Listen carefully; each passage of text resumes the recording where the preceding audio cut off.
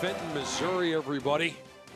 Toyota Stadium, St. Louis FC, FC Cincinnati. Bruce Silverman along with Matt Stubbington. And Matt, two teams looking for the same goal, get to the playoffs. One team in a playoff position and one looking up. Well, both teams want their seasons to extend past the 4 games that they have remaining. St. Louis are on the outside looking in. They've got to find a way to dislodge Orlando City B from that 8th spot. Basically, what St. Louis FC have to do is win their remaining games to control their own destiny. They absolutely do. 34 points to start the day. OCB with 36. If OCB does not get the 3 points tonight or even a point, a win by St. Louis would leapfrog into the playoffs. That's a nice place to be then with 3 games to go. Absolutely is. And then also it's a 6-point swing as well with Cincinnati in that 6th spot. But for Cincinnati, this is a key player for them tonight. Delbridge, he is the anchor of their defense, the back line. He's so patient and has good technique on the tackle. He's strong, he has great closing speed, and he's also very effective on the attack. He's not only got good size in the back line for the defensive effort, but offensively he's a great target on set pieces. Not bad when your defender has 3 goals and 3 assists. Now let's take a further look at our Toyota player to watch, Christian Molesky for the home club. He is so athletic and mobile. He is very difficult to track down. He loves to run onto the ball. And once he gets past that back line, he's devastating with either foot. And he's so aware of what's going on as well around the pitch. It's very important for FC Cincinnati's back line tonight to make sure they know where Molesky is. Otherwise, they're going to have a really long evening. All right, we're going to take a look at the starting lineups brought to you by Cyberg's family of restaurants. And you look at FC Cincinnati, Mitch Hildebrandt has been outstanding, especially in the run that was part of the U.S. Open Cup, looking to be that wall that this club needs to make sure that they stay in a playoff position. And he's such a fantastic goalkeeper, 6 clean sheets on the season. He is so key to that back line. And then the interesting thing tonight is that we don't see Koenig, we don't see GB starting in the lineup tonight for FC Cincinnati. So it's up to that front 3, McLaughlin, Gregg, and Wiedemann find a way to put the ball in the back of the net. Yeah, you talk about GB and Koenig, they are in uniform but on the bench. We talked about Molesky. Gorick is a guy who's going to have to stand on his head. They have faced this Cincinnati club before, twice as a matter of fact. 6 goals given up, none put on the board. That is the road that St. Louis is looking at tonight. And it was Gorick that was in net for both of those games, so he's going to want to be able to keep a clean sheet for his team tonight. So it's important that the back 4 in front of him play well, and then those midfielders also close down that strong FC Cincinnati midfield area. So that is the matchup, folks. Cincinnati, St. Louis. Both teams with 4 games left in the season. Both teams want to be in the playoffs. Only one of them sitting in a playoff position. But we've got the game next.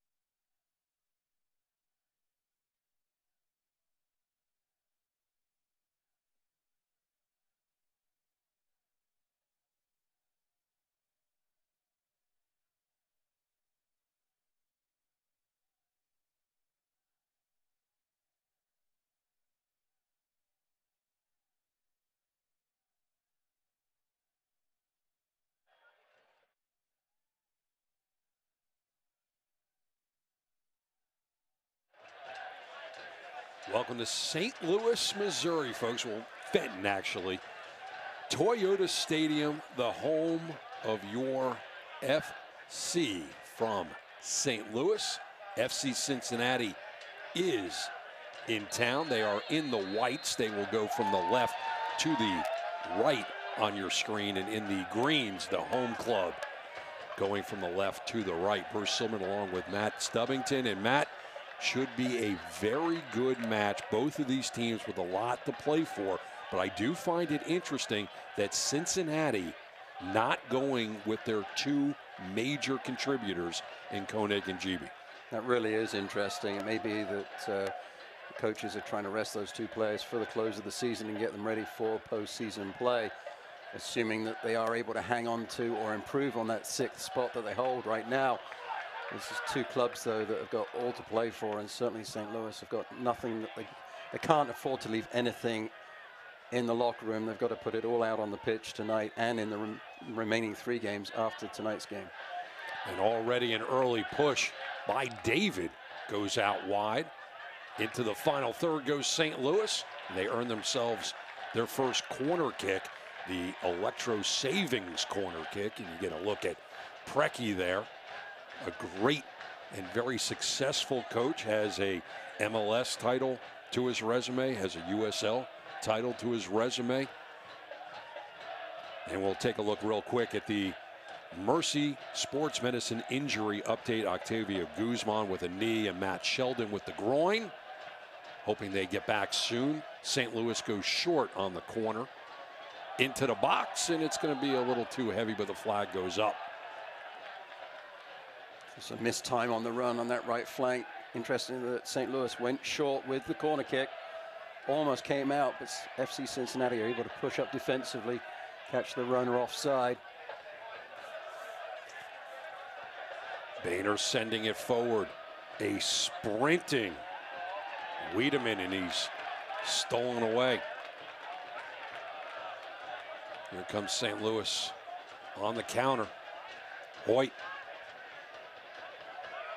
Thought Howe was a little lucky there as he went in for that challenge against Wiedemann. Looked like the defender, or the midfielder, I should say, for St. Louis grabbed Wiedemann and dragged him to the ground. Seen those calls made. Maybe it was a little bit too close to the edge of the penalty area for the comfort of the official on this near sideline to make the call. Cochran decides to go to his right for Walls. Sent forward in a lot of space for Seth Rudolph. Rudolph has a back heel. And some fancy footwork as the ball will move forward for David. 50-50, and now Rudolph just inside the box. Can he turn on it? Nice defense for Cincinnati, forcing St. Louis to go backwards, and that shot from distance is well off the mark. Nice attack there. You see St. Louis are really getting on the front foot, trying to get into the attacking third. Both outside defenders are going forwards, joining the attack as early as they possibly can. Howe on the left and Sharpie on the right. That ball sent forward. And here comes the attack.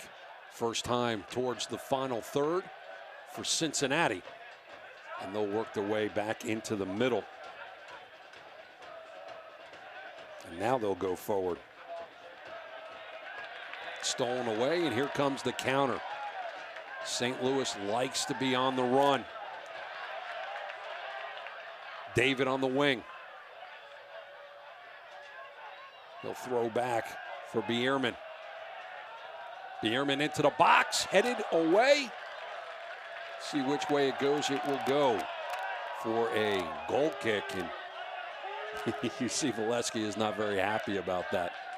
Yeah, I think he has every right not to be happy about that. I thought Delbridge was up nicely as the center back for FC Cincinnati and deflected that headed attempt by Molesky out for a corner kick, but the center ref gives the goal kick nonetheless. It's only his opinion that matters. Ismail Peknik is the official tonight. He is the man with the barber saw. Here comes FC Cincinnati.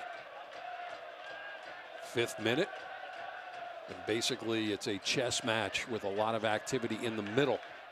We've seen, Matt, we've seen St. Louis on the attack. We really haven't seen that from Cincinnati. Cincinnati is the type of club where they'll just grind out. They'll grind out. They really don't take you at task.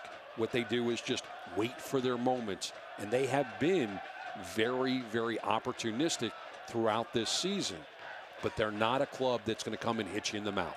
And that's something that you do see from better clubs throughout the game of soccer, and it's one of those statistics that drives me up the wall is the possession stat. And you could see that a team has a lot of possession, but it doesn't mean anything unless it's in their attacking half. And you'll see teams, if you look at the Premiership, for example, Chelsea, Manchester City, their possession statistics are about 40%. But generally, it's 40% in the attacking half because they suck up the pressure and then just go forwards on the counter-attack. And that's somewhat what FC Cincinnati try and do. In the USL, teams like Charlotte Independence play very much the same way. You know, 1865, and then the other teams that are at the top of the Western Division as well. So it is a form of the game that does work if you're comfortable with your back line and your central midfield players being competent enough to keep play in front of them. And it's a formula that works. So, and if it works, who are we to argue with it?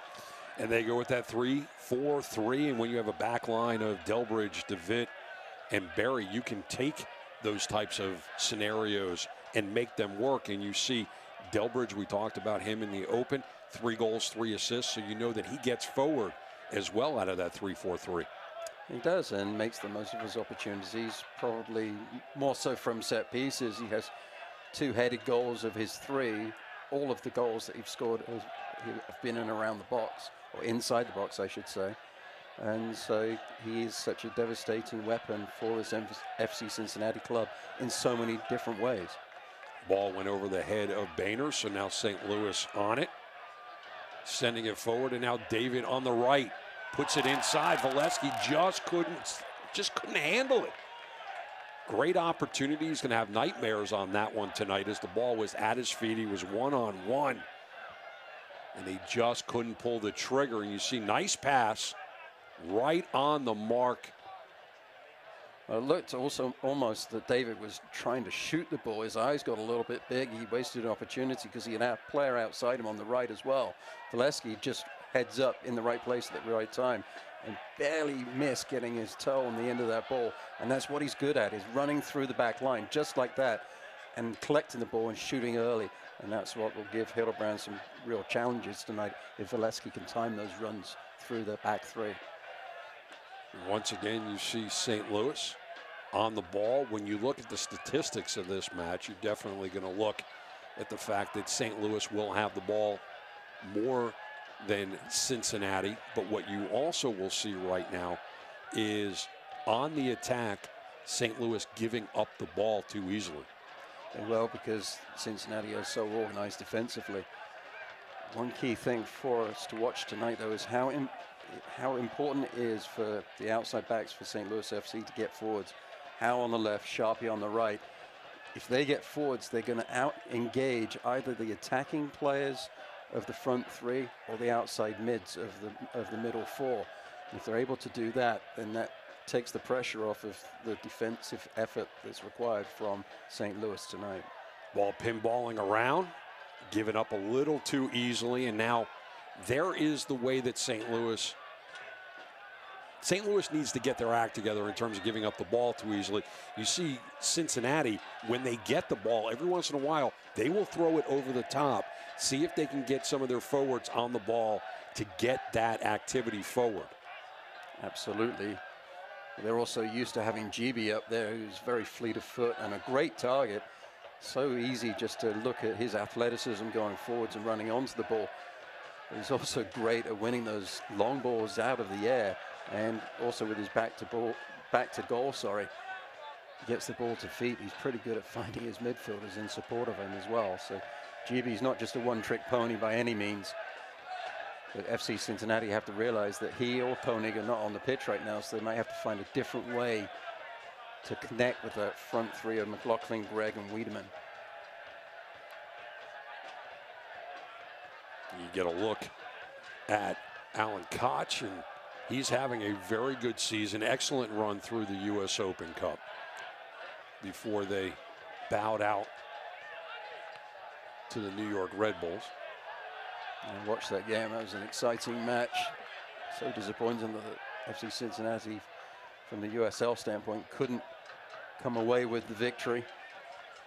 Up 2-0 after the first half, and then New York Red Bulls found a way to get back into the game, and in the end won it in the overtime.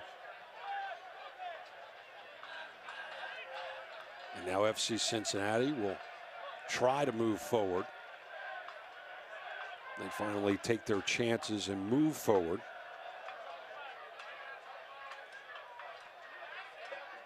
Into the 18 for the first time, an opportunity, and they pass it.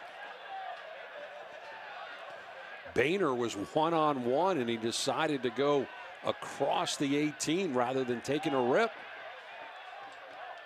He seems so nonchalant. I have to believe he was actually shooting that, Bruce. And you can hear by the reaction of the crowd what they thought of that effort from Boehner. If that was a shot, we need to make sure that, he knows where the goal is. Because that thing was just right across the 18. There was no activity whatsoever. Well, at Gorick. As the ball came to him, he just was very stationary. There's hardly any foot movement at all. And in the end, he just dragged his right foot across it. Headed away by St. Louis once again. That time, Boehner didn't have an opportunity to take a shot. He had a defender right in front of him. Nice read there from Berry to intercept the clearance aimed at Molesky. Cincinnati will show a tremendous amount of patience right now before going forward, finding some space, and then pulling up the brakes is McLaughlin. And good defense once again by St. Louis on the counter. Bierman pulling up the brakes. Mirkowicz went backwards as well, and now St. Louis will build from the back. Walls. Stoikov.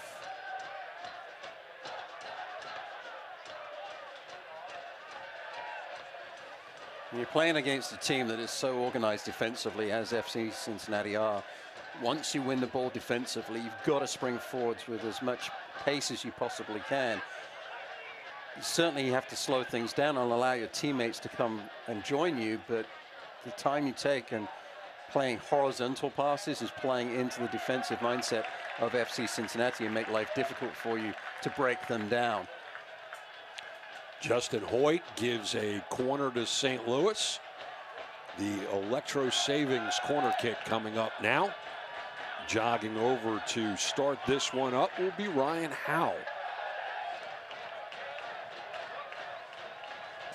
Should be a left-footed in-swinger. They went short with the first one. Looks like this one's going to be served straight into the box. St. Louis looking for their first goal of the season on FC Cincinnati. High in the air and snatched out of the air by Mitch Hildebrandt. And Hildebrandt, we haven't really talked about either one of these keepers yet because they haven't seen a lot of activity, but Mitch Hildebrandt making a name for himself this season, especially against the Fire. He's a tremendous goalkeeper, and it could be argued that he did win that game for FC Cincinnati against the Fire in the Open Cup. Big defensive stance right now.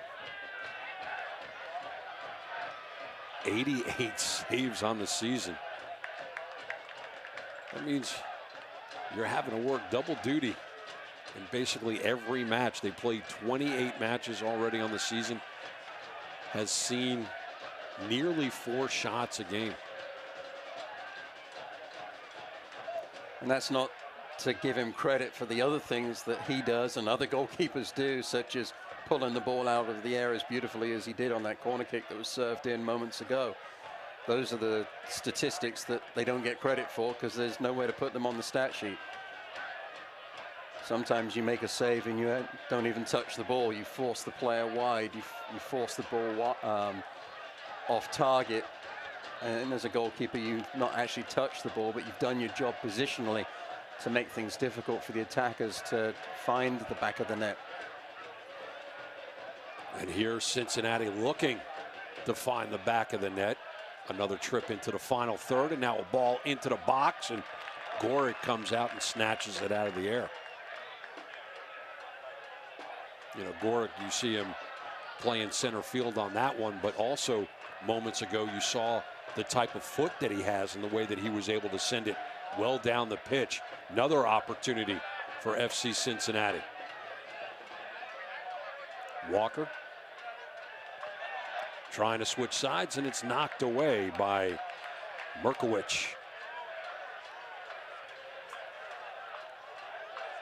Watching Greg in the box there for FC Cincinnati, trying to find a way to get open under lots of attention from Cochran and Walls.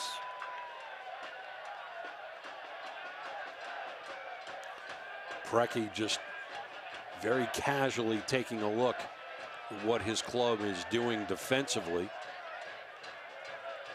And you see they're not giving Cincinnati a lot of room to pass down the pitch. Handball right there. Corbin Bone kind of rode up on his body a little bit. Unlucky bounce there. Gains the advantage as he controls it with his hands. The referee has no choice but to blow the whistle for the infringement. Here comes St. Louis. Merkowicz, Walls. They'll get Johnny AJ Crocker into the mix. Fraudulent slip there. You know what? Right now, they've been playing great defense. So, you know, maybe the Johnny Cochran slip was a little bit more apropos. And we got a free kick coming up for St. Louis in the 18th minute. Is Seth Rudolph is slow to get up. Took one to the shin. The captain for St. Louis lobbying for a card. It's not going to happen. A conversation will take place with Pimic. Delbridge came in heavy with the challenge there, upending Rudolph as the ball came to the midfielder for St. Louis FC. And the referee handled it pretty well. I can understand the frustration from Preki there and from the St. Louis players that they thought that it should have been a yellow card. I've seen yellow cards given. Maybe the two hands up, an apology from Delbridge saved him. But the Aussie centre back did leave his feet there. Cleats weren't shown, otherwise he might have been sent to the locker room early, but probably a little fortunate not to be shown a yellow card. Looks like he's going to go right at it. And that would have been good for 3 in another football match. And Hildebrandt will kick this one away. Put a little too much on it. 19th minute, we are scoreless in Fenton. Neither one of these keepers, Hildebrandt about to put his right foot into it, and Gorick really challenged much at all. Third and final meeting between these two clubs on the 2017 season. FC Cincinnati has had St. Louis's number. A 4-0 result and a 2-0 result. And overall, between these two series, these two teams on the series, Cincinnati owning St. Louis completely. It's one of those things that wears on you a little bit. Streaks are made to be broken, though. See if St. Louis can do that tonight. They've certainly been the more positive of the two teams in the attack.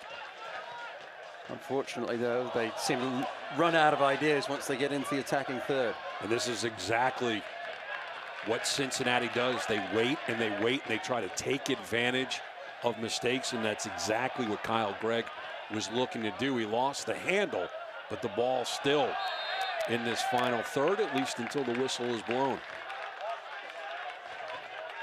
Walker there left his leg dangling as Stoikov came in for the challenge. Take a look at how it happened. The foul actually is going against Walker as he ran into Stoikov coming in. Very unfortunate there. He was watching the path of the ball was Walker, didn't see Stoikov coming from his left. He's up though, which is good. Give credit to Stoikov. He received that pass from a teammate square in the face. It created the opportunity on the turnover for FC Cincinnati momentarily, but he recovered brilliantly from being knocked onto his posterior and got up and made the play defensively and wins the free kick for his team. Cochran sent it forward.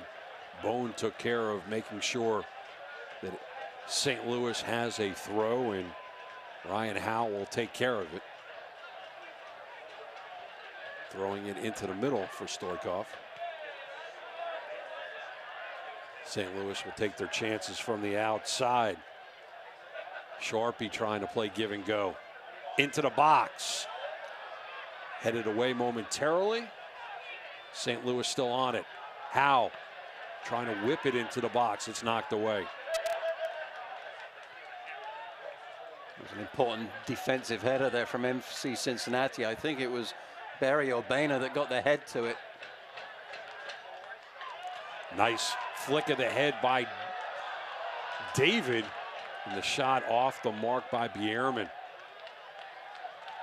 Looked more like a pass than a shot, but I do think he was trying to go at Hildebrandt. Seemed like he got caught in two minds. He had Molesky open at the back post. If he could have just stood that ball up. Beautiful headed ball forwards by David. And you think the ball was bouncing on him, so it was very difficult. I think he was trying to just stand that ball up at the back post for Molesky to nod it into the net for St. Louis FC, but I think the ball just got away from Boehner as he tried to serve that, sorry, from Bierman as he tried to serve that ball in. Some good stand-up defense by Cincinnati momentarily, and then here comes St. Louis, and we've seen this movie before. This is basically the way this game has gone. St. Louis on the attack, but then unable to really challenge Hildebrandt.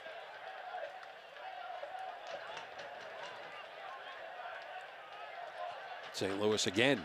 That's been the thing. St. Louis with opportunities, but errant passes have basically stopped anything, any momentum that they've had going forward. They've been their own undoing. They seem a little anxious as they get towards the attacking third and making poor decisions. But I think you also have to give credit a little bit to FC Cincinnati. The outside backs for St. Louis are going forward so aggressively, but the outside midfielders of Hoyt and Boehner are tracking those players. And then McLaughlin and Wiedemann defensively are coming back and making a triangle with Gregg as the point, and they're making it difficult for St. Louis to pass the ball into the middle area of the pitch. But the width isn't available either, because Hoyt and Boehner, the outside mids for FC Cincinnati, are taking away those outside backs who are trying to get into the attack for St. Louis. You can see there, Hoyt going up against Berry there. Molesky got his head on it, but he couldn't get a good swipe on it, and it's well above the net. Take another look at this chance. It was actually Sharpie there for St. Louis, getting my number 22s mixed up. He did very well to play the ball in. And Molesky would want to have that one back. He should have done better hitting the target. Didn't quite time his jump properly and went up on the ball rather than coming down on the ball. And now Walker will send it forward over the top.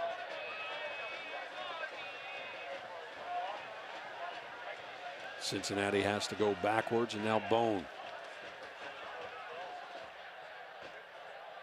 Still on it. Stoikov did a nice job of stopping him momentarily.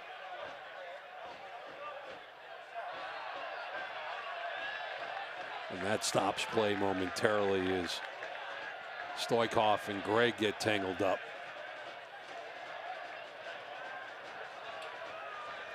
Stoikov will send it over the top. DeVitt got his head on it. Bierman lost the handle momentarily, and he'll carry it forward. Howe into for David. Mirkovic out wide. Look at this, Rudolph. He brought his 9-iron. He just needed the 3-wood. Or maybe if he'd have hit it hard with his putter, it might have gone into the back of the net too. But that was a great ball out, played by Mirkovic, out to the right flank. Beautifully weighted, bending ball. Just checked up so nicely on the surface, allowing Sharpie to run onto it. Sharpie finds Rudolph just popping out. Look at the way he just backed up. And the movement from Rudolph wasn't very aggressive, but it was so clever the way he just moved away from that back line. Unfortunately, the shot was not of the quality of everything that went before. Sharpie had an outstanding pass, and when Rudolph came in, he just kind of chopped at it rather than driving through it. Came down on it. You know, I made the analogy to golf, but that's exactly what he did. He just chopped down and basically stopped his foot rather than just blowing right through it. If he had done so, this might be a 1-0 game. Absolutely. And perhaps the way he approached the ball, because he essentially walked backwards to find himself that opening, he was a little bit more stationary, not in the as an athletic of a stance, if you like, that he might have been if he'd have been running onto the ball. And consequently, he was a little bit stiff as he went in for the shot. Hence the chopping action. Offside call, player running back to play the ball there for FC Cincinnati. Free kick to St. Louis. Cincinnati showing their personality, trying to be opportunistic. St. Louis on the attack, but just not able to put it on frame. David coming very deep for for St. Louis to try and get into the attack, joining the midfield. Boehner will send it into the middle. Oh, look at this. Rudolph was on the attack. Might have made Cincinnati a little too nervous, but Rudolph just unable to come back to the ball. DeVitt. McLaughlin goes to the turf, and we got a free kick for FC Cincinnati. Tony Wall's not happy with the call. I don't think he can make any complaints about that. It was definitely a foul. It was so clever from Rudolph coming in from his right midfield position to almost nip that ball away from Hildebrand and put the ball in. As the ball comes back, you see here, Delbridge looks back, trying to play the ball back to his goalkeeper, and it almost fell to Rudolph as he was putting pressure on from his right midfield position. Had Rudolph known that the ball was going to be played backwards, I think he would have slowed down a little bit. Was on a full-on run and actually outran the ball. Here's Kenny Walker, right foot, trying to put Cincinnati on the board in the 29th minute. Peckmick will slow all the activity down momentarily. A lot of members of both clubs sitting right on the 18. Looks like Walker might just go right at it. He does not. But it's cleared out by St. Louis momentarily. Chip back into the box and then cleared out again by St. Louis. Boehner and Hoyt teaming up. Hoyt will send it over the top.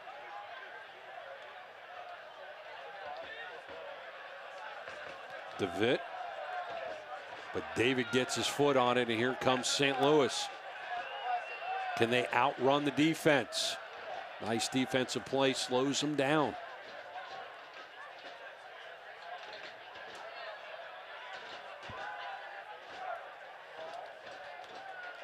Stoikov.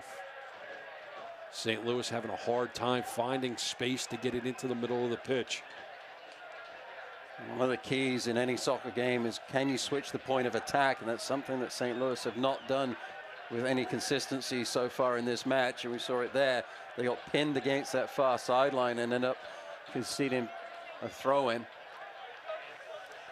Sharpie just inside this final third. Gets it back from Rudolph. Swings it into the box. Bierman, if he had put anything on it, it would have been a challenge for Hildebrandt. But that was basically a pass to Hildebrandt. He was trying to play in either David or Molesky with a lovely little deft touch, but neither of those two players were aware what Bierman had planned.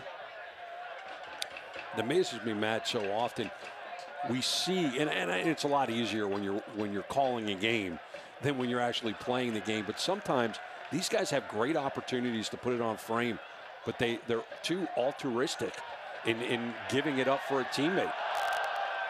Well, sometimes you get keyed in on Molesky is the goal scorer. Molesky should put the ball in the back of net. And sometimes you have to be selfish and take the responsibility yourself and take the opportunities that are provided for you. And when I was ever up and around the box, I was always shooting, much to the disgust of my teammates, because I generally put it high and wide. But so you're the right guy to ask, why can't you put it on frame when the opportunity presents itself? Because I didn't get up there very often. I got all excited and put it over the back of the top of the goal. But the adrenaline was going a little too much. Exactly. The eyes get big. But, I mean, the players of this quality, I mean, they need to make sure that they step up and take the responsibility onto their own shoulders, especially for St. Louis in the position that they're in. It doesn't matter who puts the ball in the back of the net as long as somebody does it. Well, what's fascinating to me, you look at St. Louis, you know, Molesky has been the guy all season long, and you see the activity that Tyler David has had, and he has no goals on the season. I mean, and that is crazy. I mean, he's an active player, a good player. But it also... That shot just outside of the goal. Outstanding strike by Wiedemann, but he just found the outside of the netting. Clever shot there from Wiedemann. Shows a great deal of patience. Ball just bouncing around. St. Louis never dealing with it. Actually got it back from Ryan Howe. Howe was trying to clear it. Didn't do a very good job. Put it right to Wiedemann, and Wiedemann teed up on it. If the English had gone to the left instead of the right, this would be a 1-0 game. Absolutely. Gorick did his best to cover that near post, but the amount of pace on that ball, you have to believe that the ball would have been in the back of the net before the goalkeeper had the chance to get across and effectively make a save. You could see from the reaction of Howe as he just turned away in disgust that he'd passed the ball directly onto the foot of Wiedemann. But there was also a little bit of relief mixed in for the left fullback for St. Louis FC as that ball hit the side netting. So you see Kenny Walker, who is the set piece master for FC Cincinnati. Long distance from the goal. Look for him to put it right into the middle of the 18. That's exactly what he does, and it's headed away. But right back to Cincinnati. Into the box, headed out by St. Louis. Mirkowicz.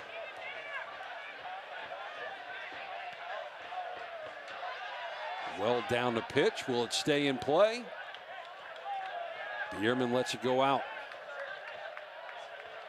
But sometimes those are the defensive plays, Matt. Even though you don't keep possession, you clear it out and you stop the momentum. And clearly, Cincinnati right now showing the most attack that they have all game long.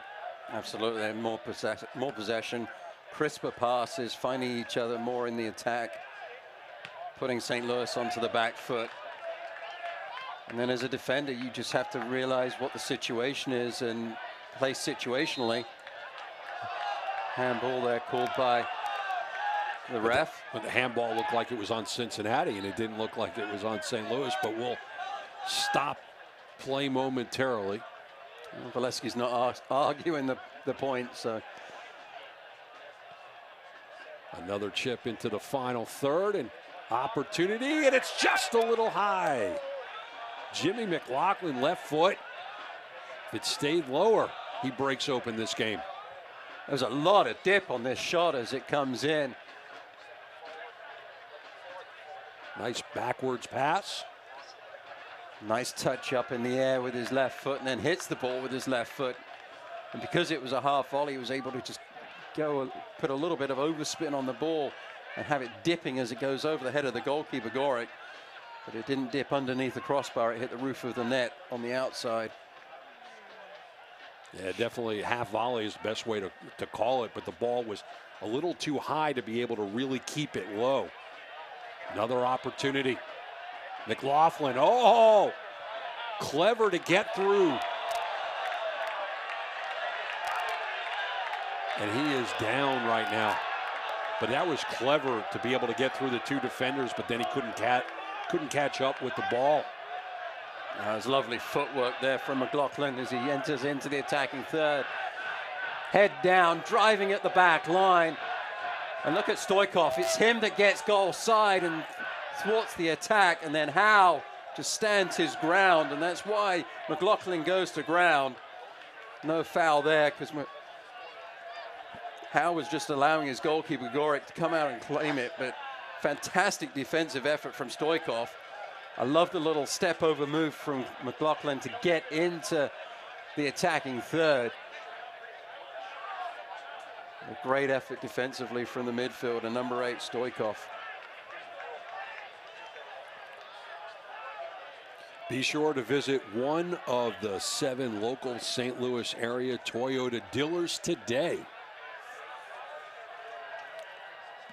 And St. Louis into the middle. Stoikov sending it forward for Molesky. Cleared out by Delbridge, but right back to Wes Sharpie. Rudolph looking for some space to get past Hoyt. He got it through Hoyt. Cincinnati does a nice job of sending it forward themselves.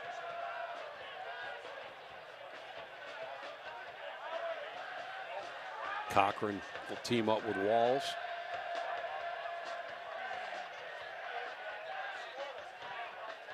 But they're taking their time and moving it forward. Cochran teaming up with Walls again. Finds a seam and they'll move forward. Rudolph out wide. Looking for David, knocked away.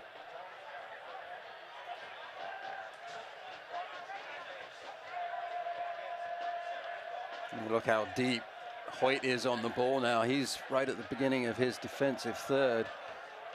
That's how far he's having to come back defensively to make sure that Sharpie doesn't get any good attacks going forwards in St. Louis's attacking third. Conversely, it was McLaughlin that came back to basically where Hoyt would be positionally as a midfielder to collect the ball. Another trip into the final third. Here's DeVitt coming from that defensive position, and he just teed off on it way off the mark. And you see DeVitt do that from time to time, where he's away from the play, but he'll run into it and become a target.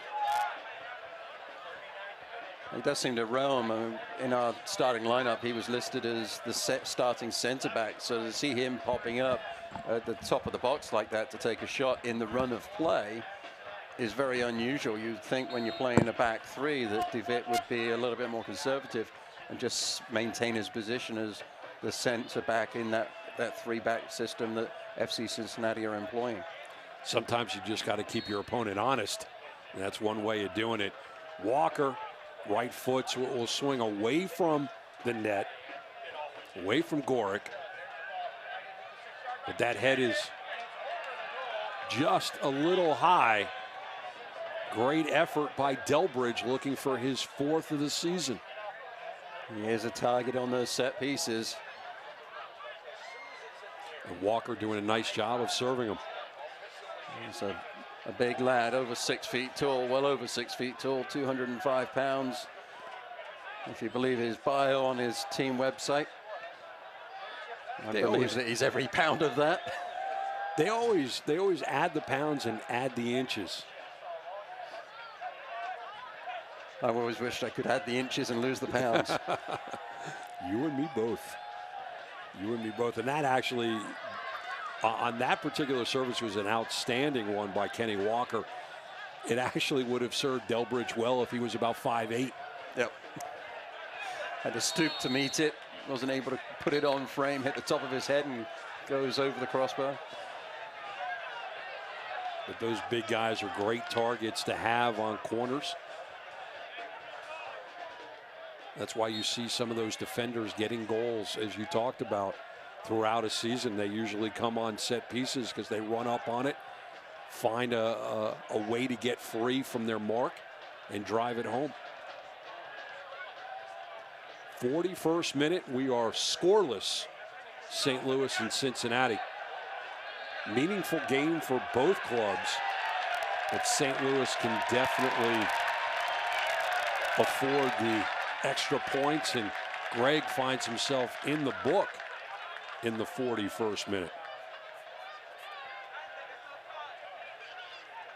As the ball comes in, I was looking at definitely a foul there, a nudge in the back as Sharpie was going to try and clear the ball. You just see Greg there just turns his right shoulder into the back of the St. Louis defender, sends him to the turf. In the run of play, I didn't see the contact. I thought it was a very awkward and strange clearance from the defender, and now we know why, watching the slow-mo and the fact the referee gives the yellow card and the foul to St. Louis FC. House doing the battling. Here comes Rudolph, trying to get past DeVitt, trying to get past Hoyt, get the shot off, back of the net. First goal of the season against Cincinnati, and Rudolph makes them pay.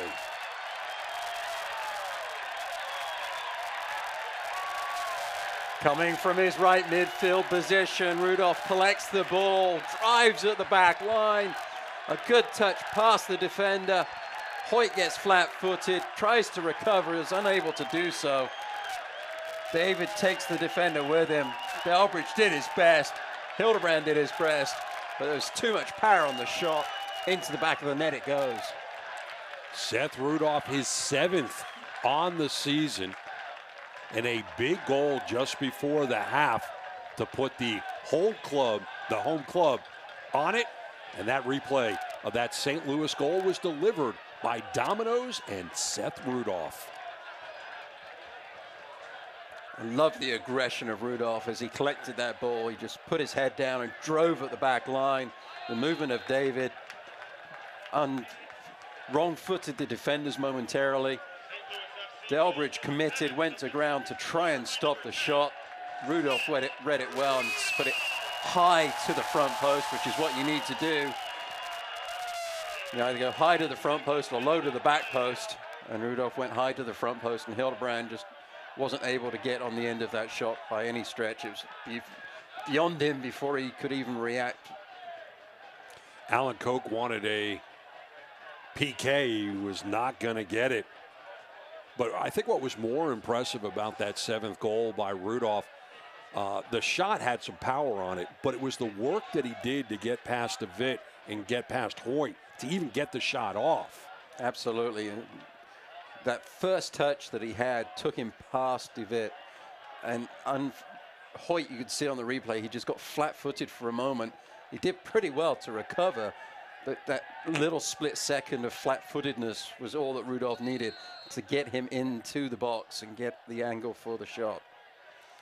We have a stoppage of play away from the play. St. Louis player down, holding the back of his leg, looks like a hammy. The question becomes, is it a cramp or is it an injury? And the fact that they're not trying to stretch him out right now, I'd say might be a pulled hamstring.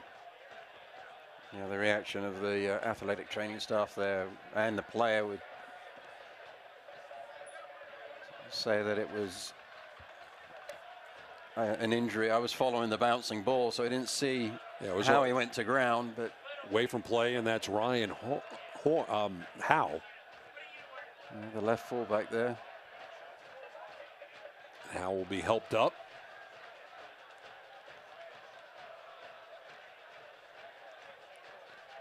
So the indication is that it's a cramp, even though he was not getting stretched out, and that comes right before we get to 45. So we have 2 minutes of added time for your viewing pleasure. And it looks like Howe may be taking the rest of the half off, and they'll examine and evaluate him at the half. And then we'll see what Cincinnati decides to do. Stoppage time is brought to you by Hot Shots. Be sure to visit one of 12 local Hot Shots locations after the match. So they put up 2 minutes of added time, and we're already 30 seconds into that, and it looks like we're going to have a substitution for Howe, and it will be Pleva that will check in for him at the next stoppage. I saw Preki, the coach for St. Louis, indicating to the ref he wanted to make a sub. Oh, this time, Boehner. Big save by Gorick. Boehner took the shot that time, but he just couldn't put it past Gorick. Glove save. Beautiful save from the goalkeeper. Had to get down quickly to his right to put it away from goal. Greg was lurking, but he couldn't find a way to get on the end of it. Gorick made a fine save, and then his back line bailed him out from the rebound. In Cincinnati right now, playing up a man since Pleva hasn't been able to check in yet. Hoyt, McLaughlin. And that's cleared out by St. Louis momentarily. Walker trying to find an angle to get it in. Wiedemann dancing around with 3 defenders on him. Boehner centers. Sharpie clears it out. Delbridge. What a finish to this first half. Seth Rudolph is the man of the moment as you take a look at Tony Walls. Seth Rudolph with the goal at the 42nd minute. Matt, we had a little bit of give and go, and then boom at the end. It was a very interesting first half for these two teams. St. Louis will be very relieved that they found a way finally to score on FC Cincinnati. So we will be back to St. Louis in a moment. St. Louis 1, FC Cincinnati 0.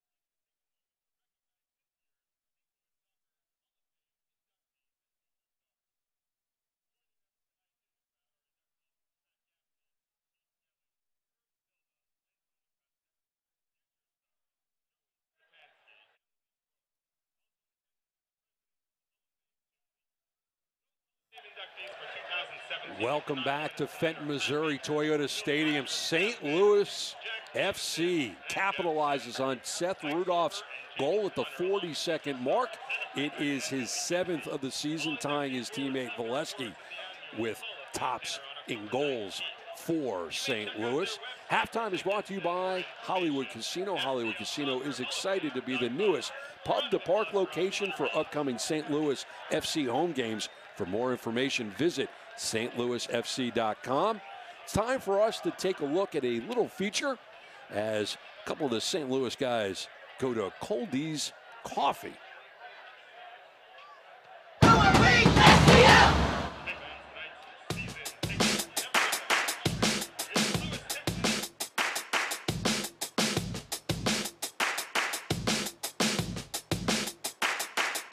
Hey, what's up, guys? I'm Frank. Welcome to Coldie's Coffee. Nice to meet you guys. Company's been around since 1994. Started in a little cafe over in the Des Moines neighborhood. One thing we really wanted to do when you walked in is to let everyone know you're at a coffee roaster. So we actually blew out some walls, opened up this room, which is our cupping lab, where we do professional tastings daily. So our roasting team and our quality control team's always cupping and tasting coffees, just like a wine sommelier would do. We just do it for coffee. And one other thing we always point out are the 3 kind of framed posters on the wall, our values, mission, and vision as a company. These are things that we, as team members and leaders in the company, try to live by. So you guys ready to take the tour? Yeah. All right, let's go.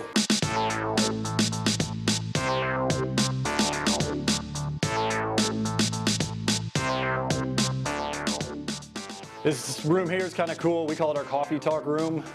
So every Friday morning at 8 a.m., the whole team down here stops, gets together for about 30 minutes. So we actually built out a bar, record player. There's a full cocktail setup behind there. So they actually had this mural as part of the exhibit. Someone took a photo, they digitalized it, and then did kind of paint by number. We donated the majority of the roasted coffee at different color levels. And then volunteers literally hand glued it on there. So I think it's 260,000 coffee beans. Keep on going this way. All right, so we're gonna head down the hall into kind of where the magic happens. Out here, we get coffee shipped in, like we were talking earlier, from around the world. They come in these 75 kilo or 150 pound bags. We get coffee in green, raw, so it's rock hard. And that's why there's typically a flat side to a coffee bean. We'll head over and go from green to roasted. I'll show you guys the roasters. So this is a lot like cooking. So what's happening here, we're actually gonna see him drop this. They put it in the hopper and it goes down, and then heat is applied underneath and it tosses around almost like a clothes dryer. Yeah. And it's in now a big cooling tray that'll take it from 400 degrees to room temperature in about 3 minutes. They're literally using those 3 dials like a chef at a stove to heat the metal. We've tried to create a model within our business of not only supplying our cafes, which we have 17 now, but also a huge wholesale customer list.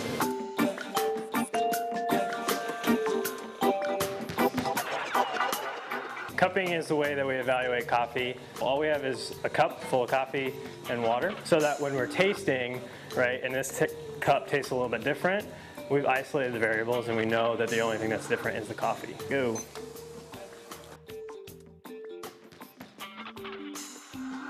Just go through and give a little smell.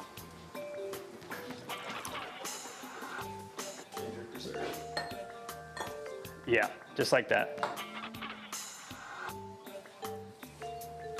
Feel free to break.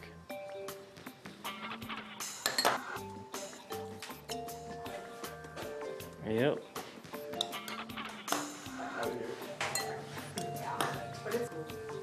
Yep. All right, now we're ready to taste. You're gonna take a little bit in your spoon, you're gonna bring it up to your lips and slurp it, just like your mom told you not to. Just like that. Yeah. Natural.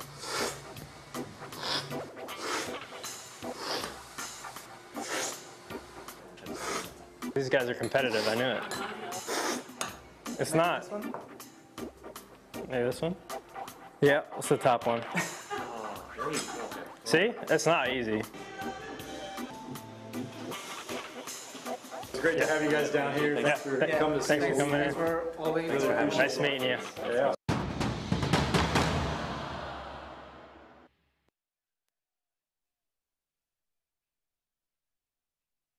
Recently, our country has witnessed catastrophic devastation. Hurricanes and flooding have upended lives and livelihoods.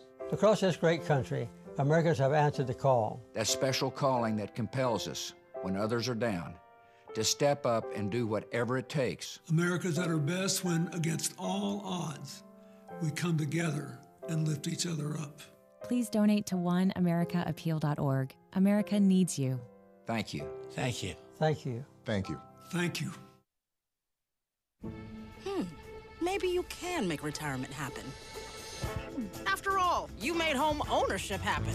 Homeschooling yourself on loans, beefing up your credit score. So I'm pre-approved. You were like, yes! Sorry.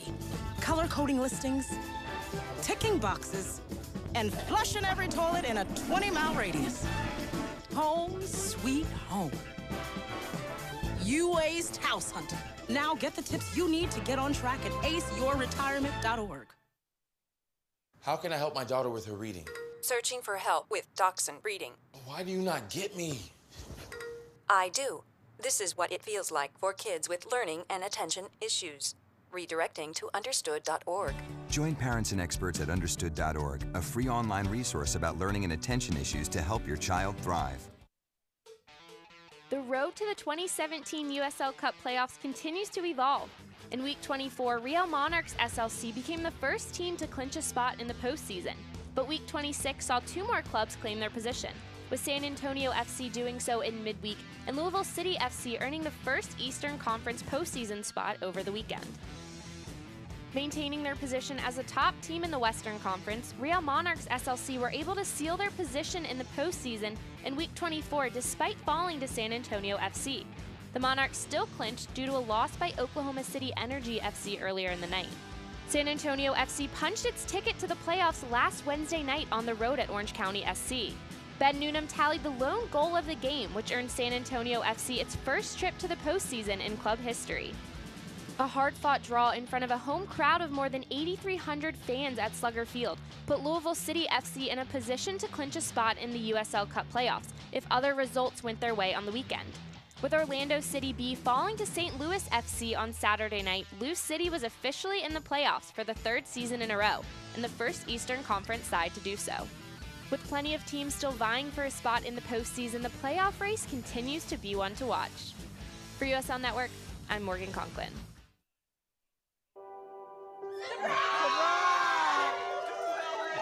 I see the future is really bright for me. The high school diploma is just added to the confidence, and now I feel unstoppable. Find free adult education classes near you at finishyourdiploma.org. I'm a retired school psychologist, and helping people was my thing. I was very independent and thought I could take care of myself. I fell, and I had to have Meals on Wheels. After my stroke, when Meals on Wheels started, I was on the other end of the stick, so to speak. Meals on Wheels, coming to my door as someone who's housebound, having someone check on me, assures me that I'm not forgotten. Meals on Wheels has given me a mode of freedom that I wouldn't have otherwise. We're the clients. We are the clients. We are the clients of Meals on Wheels. America, let's do lunch. 1 in 6 seniors faces the threat of hunger, and millions more live in isolation. Drop off a hot meal and say a quick hello. Volunteer by donating your lunch break at americaletsdolunch.org. Welcome back to St. Louis. FC 1, FC Cincinnati nothing. Halftime brought to you by Hollywood Casino. Hollywood Casino is excited to be the newest pub-to-park location for upcoming St. Louis FC home games. For more information, visit stlouisfc.com.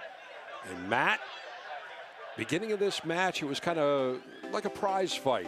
Both teams trying to feel each other out, and then the fireworks came towards the end of the first half. There was some fireworks, and that was a fantastic effort there from Wiedemann, just putting it past the upright. Just had to wait for that ball to drop to him, patiently did so, almost put it on target. Gorick probably had it covered if it had been inside the upright. And then the ball played forwards as McLaughlin tried to put it past Gorick. A dipping effort off of the volley. Wasn't able to just put it on frame. And then another attack right here. Great footwork to get it inside the box, and then couldn't catch up with his own pass. McLaughlin's footwork was fantastic. But look at the defensive effort from Stoikov there to get back goal side to thwart the attack. Brilliant effort. And then this was the goal. Driving past Devitt, past Hoyt, and then putting the ball into the back of the net was Rudolph. The first touch was fantastic, and then just continues to drive into the box. Delbridge couldn't do anything about it. Hildebrand couldn't do anything about it. Rudolph, his right-footed shot was fantastic, high into the near post area. 42nd minute. Put St. Louis on top, but hey, FC Cincinnati, they weren't going to give up that easily. That would have been a shorthanded goal. And Matt Boehner just couldn't put it past. So we knew FC Cincinnati was going to have the ball more. I'm sorry, St. Louis was going to have the ball more than Cincinnati. They did, 52-48. One card, and it was at the 41st minute, and handed out to Kyle Gregg. Shots, it's what we expected. And this is pretty much the match what we have expected so far. Oh, and it's been a pretty even game, a good competitive match between two good squads that are trying to find a way to either stay in the playoff picture or get into the playoff picture. I think St. Louis FC, for me, have been the aggressor since the opening whistle. Which is what we expected. And that's what they need to do if they're going to find a way to get into that top 8. And they've done a good job. But so far it's been an even first 45 minutes. We've got a USL match of the week. It's going to be on Wednesday, September 27th, 10:30 Eastern. Sacramento Republic and Real Monarchs. And, you know, you talk about this match, and we're going to get into it when we come back in the second half. When will we see GB? When will we see Koenig? Because Cincinnati is down by a goal. Second half coming up next.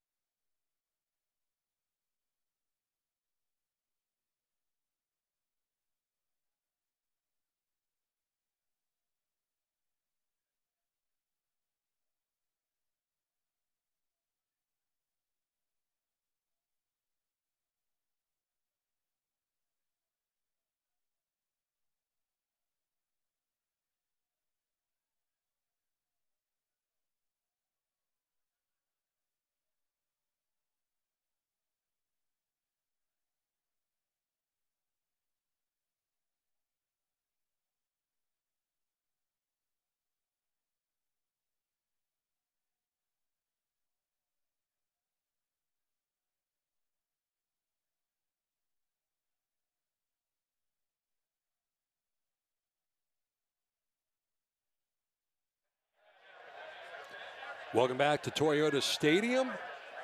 About to get underway. We've switched sides. St. Louis in the green. They'll be going from the left to the right on your screen. In the white, it will be the visitors going from the left to the right. We have a substitution right off the top. This substitution brought to you by G&W Meats. And Pleva is in, as we expected. And Ryan Howe, with that injury, is out. And Cincinnati down by a goal, wanting a handball, and they get it. And Delbridge will start us up. Bruce Silverman along with Matt Stubbington. I saw Hal go out with that injury. Conjecture whether it was a cramp or a hamstring strain. And we still don't know, but it looked like it was more of a strain than it was just a plain old cramp. And Plavas in on the right back position. So Sharpie has switched to the left back position for the second half. Both teams will try to establish themselves early, and we probably would suspect that we'll see more of the same, at least from the first half of the second half, in terms of the attacking styles of both of these clubs. St. Louis will move forward early and often, and Cincinnati is more of an opportunistic type club where they'll wait for St. Louis to make a mistake. St. Louis was not perfect in the first half, Matt. They did make mistakes, but Cincinnati unable to really take advantage of them. And then late in that first half, Seth Rudolph with a great individual effort to get inside the box, getting past two defenders, and then getting his right foot past Hildebrandt. Yeah, that's a beautiful effort from Rudolph. But St. Louis have to be more decisive and more creative in the attacking third, and that's another example there of not making that decisive pass when it's needed. Sometimes those long distance passes, especially when you get into the final third, are so crucial, and if you don't execute them right, it's a opportunity lost, and that was one as Rudolph was attacking, and maybe he should have held on to the ball a little bit longer, drawn a defender, and then had a little bit more open space on the pass. And it's determined a lot by the runs of the forwards as well. Can those forwards create some angles? You don't want to just run down the pitch as though you're on a railroad line. You need to peel off a little bit so that the defenders have to think about what they're doing and make life difficult for you. You say Rudolph there trying to thread the ball through to Bierman as he went behind the back of Delbridge, but Delbridge is a very smart defender, and he was going to have none of it. Great effort there from David to keep that ball in play, but it looks like he fouled Delbridge in the process. Yeah, that was a great view on that last replay from behind, and you saw the opportunities that Rudolph had. If he was a little bit more patient, might have opened up for him, might have opened up more for David. Absolutely. And with the run of Bierman going behind Delbridge, Delbridge would have ended up staying on his feet and maybe opened up a shooting lane that Rudolph could then have exploited.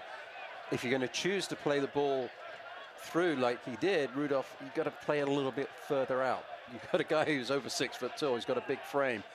He's going to have a big foot that can block the passing lanes, and as we saw, Delbridge did a fine job as Rudolph just tried to get too cute on the forward pass. What I'm going to look for in the second half is what Cincinnati is going to do to kind of create more opportunities, and how long will Alan Koch go without bringing in GB or Koenig to try to get a little bit more offensive firepower, because you're looking at 20 goals right now in uniform but sitting on the bench. Absolutely, and you can't rest on your laurels as Cincinnati. I mean, you're only in 6th place going into tonight's action, and you're not that far ahead of the teams that are below you. So you want to find a way to get something out of this game, be it 3 points or be it 1 point, but you want to have something to hang your hat on moving forwards as the season comes to a close. I'm going to put the coach's hat on you right now. If you're Preki and you're up by a goal and you're 3 points out of a playoff position, what are you telling the guys in the dressing room? Keep doing what you're doing, basically. The success that St. Louis have had in the first 45 minutes was from being aggressive and getting the ball forwards into their attacking half. The moment that St. Louis FC sit back and try and sit on this lead, that's when they're going to invite pressure and problems from this Cincinnati team.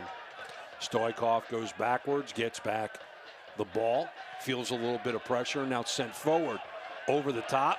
Flag stayed down, but Rudolph overran the ball. And coming into tonight's action, Cincinnati 39 points, 36 was the 8th place team. So you can't afford to not get something out of this match from FC Cincinnati with only 4 games remaining in the season. Cincinnati can kind of afford to gather up 1 point on the road. Yep. But St. Louis sitting in 11th, trying to get to 8th, and 3 points tonight, depending upon what OCB does, would be enough to get them into a playoff position. But every game now crucial for Preki and his boys, because they really, you mentioned it, Matt, at the beginning of the match. If they can go on a run of 4 straight wins, they should control their own destiny, and they should be able to play themselves into the playoffs. It's not a certain, but you go on a 4-game run at the end of a season, and you're in a playoff position, or at least you're inching there right now, like we said, in 11th, but just 3 points below the Mendoza line. You can play yourself into a position to play for that cup. Absolutely, and you can only control what you can control, and that's the remaining matches that you have. But if you're able to find a way to get into the playoffs, you're also going to be doing it hitting a really good run of form. Absolutely. And as a fan of the playoff system in the lower divisions in England, it is very frequent that the 6th team playing their way into the divisional playoffs goes on and wins promotion, because they're the team that has become hot at the right time. And that 3rd place team, they're in the doldrums because they think to themselves, well, we just missed out on 2nd and automatic promotion. And they don't end up playing with the morale that they would have had if they'd have just got there because of the play down the stretch. And there is one of the substitutions that we were looking for. Is 11 is going to come in. And Kyle Gregg and his yellow card will exit in the 53rd minute, and Koenig will find his way in. This substitution brought to you by G&W Meats. So 53rd minute, Koenig for Gregg. And that was one of my questions for you, Matt. When is Alan Koch going to go to his bench? And there it is. As I say, Cincinnati, FC Cincinnati, they can't just accept this result. And Danny Koenig sitting on 9 goals on the season. Sent forward nobody home for St. Louis. And Boehner will track it down. See Molesky trying to put a little bit of pressure on. But it'll be interesting to see as that ball is taken to the face. That was Bierman there that got the ball square in the chops there. Mirkovic's captain looking to the sideline, thinking that he might need some attention from the athletic trainer, and that one smarts. I love the look on the little boy's face behind the advertising hoarding there. Is absolute shock and dismay as the hand was up to the chin. Yeah, but what becomes a serious matter in this is what Bierman is feeling right now, because that shot was from close distance, directly square into the face. You start to think, and you see how he's a little dazed and confused right now.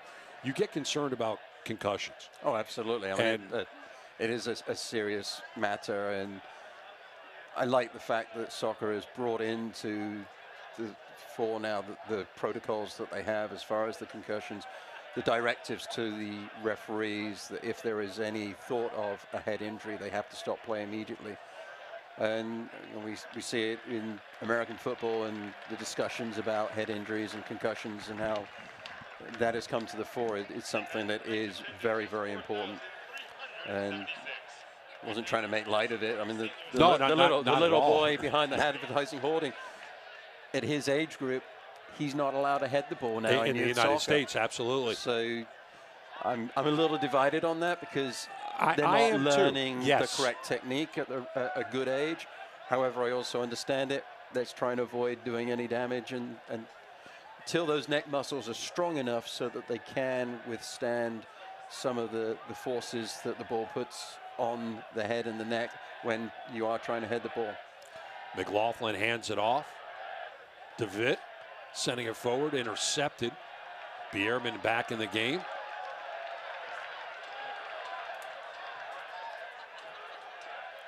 David trying to dance himself out of trouble with the vid on him. And now Bierman. David, for me, is very much an enigma in this St. Louis team. And it's not because he's invisible and doesn't do anything. He's all over the park. He's playing as a central forward role, or one of the two forwards for St. Louis. But he comes back as a defender. He comes back into the midfield. He's so active, and yet there's no goal scored for him. To me, he's an important part of what St. Louis FC do. Ball is just outside the 18, now sent into the 18, and now sent out of play. Yeah, I agree with you, Matt, completely, because here's a guy who is involved. Sometimes you have strikers that they only show up. They're poachers. They only show up when the ball is given to them.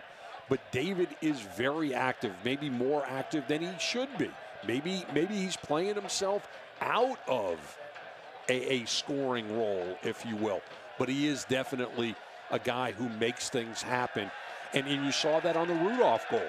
He wasn't in terms of being on the ball, but in terms of his presence, drawing defenders away, giving Rudolph an opportunity to take a rip on Hildebrandt and find in the back of the net.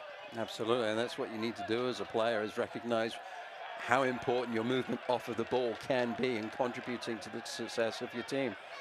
I think perhaps because he comes so deep to try and get the ball and be involved in the play, you're exactly right. He does take himself out of some of those opportunities as far as the scoring chances are concerned. And it might unbalance what St. Louis are trying to do as well, because he's taking away a second passing option up top. Oh, Rudolph was looking. He was looking for the brace. It was knocked away, but it was knocked away by Delbridge's hand. And fans are very excited. Penalty kick coming up, and Delbridge and Stoikov having words. It's a clever square ball. Rudolph squares up, looks for the shot, and clear as day. In the run of play, I wasn't quite sure whether it was to the face or whether it was to the arm, but from that angle, it's a great replay angle for us to see that. Certainly his arm was away from his body. Absolutely, no question about it, penalty kick. Delbridge doing his best Mitch Hildebrandt imitation, and now Hildebrandt will show how strong he is on penalty kicks, and we have already made mention of that game against Chicago Fire. And now Molesky will look to add to his scoring title. Back of the net, right up the gut. Hildebrandt was going one way. Molesky went right down Main Street. 2-0 Cincinnati. 2-0 St. Louis. Why do goalkeepers pick a side and dive early? Just stand in the middle of the goal. Hildebrandt, right where you're standing is where the ball went. It would be so frustrating as a goalkeeper to see that happen. But you make that choice, you pick your poison and you live by it. Calmly taken was the penalty kick by Molesky. He didn't even put that much on it. Didn't have to, just timed his run. Baited the goalkeeper into moving early, and just put the ball where the goalkeeper wasn't. Calmly done by Molesky. He's already scored on a penalty kick earlier in this season. I think it might have actually been in, not the last game, but the game before that against Orlando City B, I should say.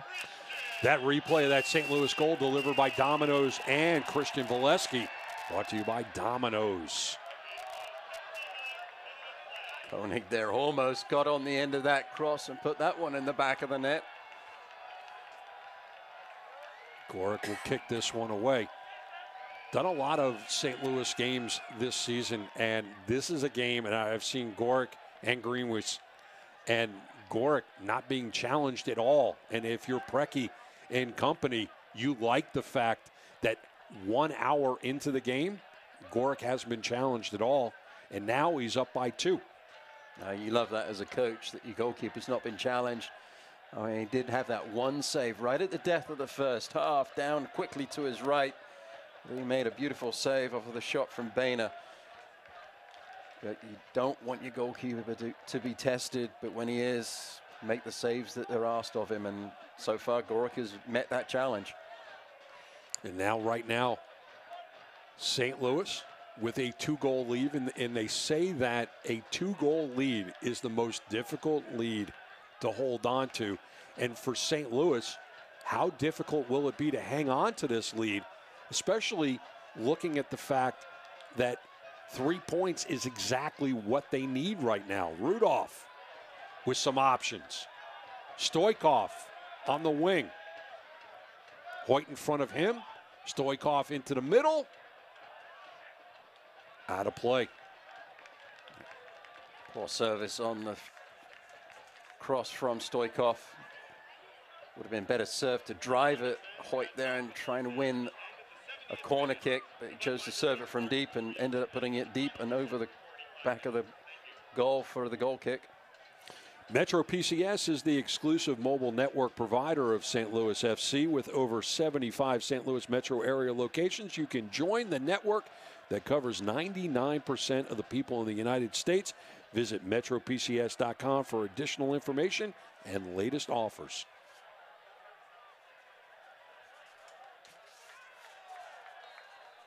It's going to be interesting to see how now St. Louis FC, with this 2-goal lead, which is the most difficult lead to deal with in soccer, because you have that comfort level, you have that space from your opposition.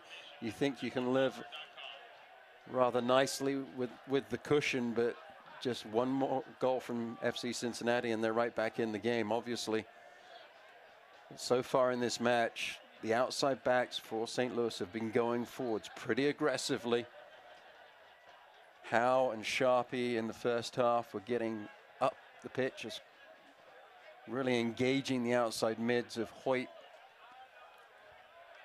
and Boehner for FC Cincinnati. So do they continue to do this, St. Louis, or do they pull those players back and maintain the integrity a little bit more of their back four?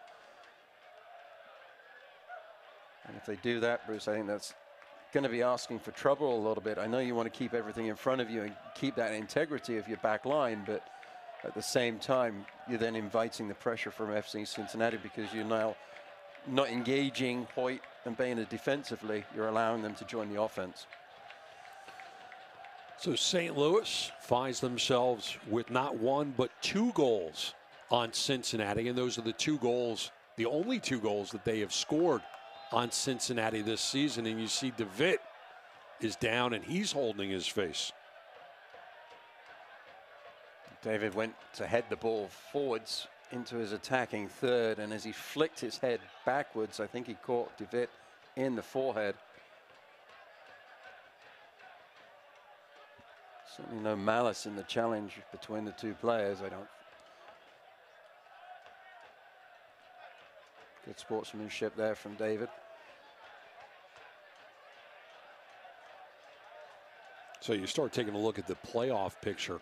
St. Louis, as we've talked about throughout the broadcast, trying to get into the playoffs, trying to move forward from their 11th position into that top 8. We'll get to more of that in a second. Boehner trying to get it past St. Louis defense, and Cincinnati still on the ball. Wiedemann off the mark as he was unable to find Boehner. So you talk about the playoff picture a little bit and some of the things that were going on above St. Louis. Orlando picks up 3 points. They came into the weekend with 36. They now have 39 as they beat Charleston 2-1 to get to 39 points. As if this result holds up right now, St. Louis will move from 11th to 9th, picking up 3 points. New York did not play this weekend, so they're sitting at 38. So the best that St. Louis can do after this evening would be in 9th place, but with a good win and momentum, taking on 3 more opponents that are all out of the playoff picture.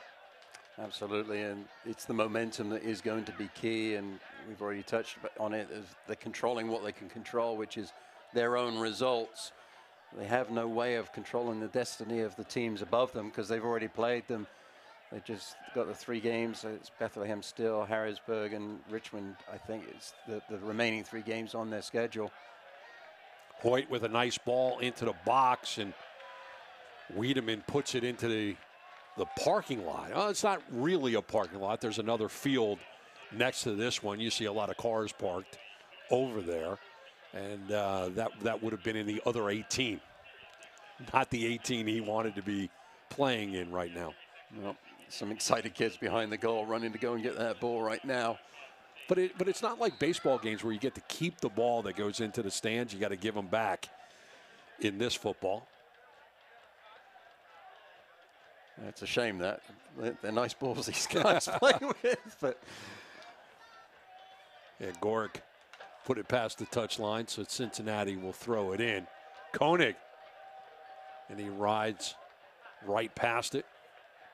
It's going to be interesting whether we see GB and Koenig on the field at the same time for FC Cincinnati. It's not something that Alan Couch has really done. Normally, one or the other will start, and around this part of the game, the 65th minute, 66th minute, the substitute happens, and one goes, GB comes off, and Koenig comes on, or vice versa. But tonight, when you're trying to find a way to get something out of this game, do you bring on GB and Koenig together? Yeah, with those 2 goals by St. Louis, you saw Rudolph picking up his 7th of the season and Molesky picking up his 8th. Far and away better than anybody else on this club. Closest in this club right now. 2 goals for Guzman, who's injured tonight. Ryan Howe, who checked out of the game, injured. And Daniel Jackson. And some of his goals are included in his time with OKC Energy.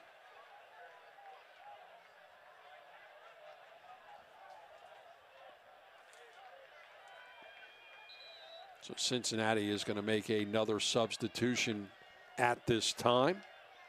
And the answer to the question you were asking was, will Alan Koch go with GB and Koenig? And the answer is yes. 68th minute. GB in, Wiedemann out. That tells you how important this game is for both teams. Alan Couch trying to find a way to get FC Cincinnati on the score sheet. GB gives a little bit more dimension to the attack for FC Cincinnati. He's an athletic player. Bone doing some pushing right in front of the referee, Peekmick. And he'll have a conversation with him, and he'll actually have one with Molesky as well. He's going to make him shake hands? Well, at least maybe talk about dinner plans. In the end, I think there's some good sportsmanship between the 2 guys there. I was just kidding. There's no way they're eating dinner tonight. At least not together. Kenny Walker will start us up. 1-man wall right in front. Mikowicz. Look at those players jockeying for position. Very, very crowded inside the 18. Gets his head on it. What a save by Gorick. Wow. Austin Berry got his head on it, and Gorick goes to work, puts it over the net. Corner kick coming up. You see that great job is actually Delbridge, and then Berry comes up. That was a fantastic save there by Gorick. But a goal. FC Cincinnati took the ensuing corner kick quickly and have put the ball in the back of the net.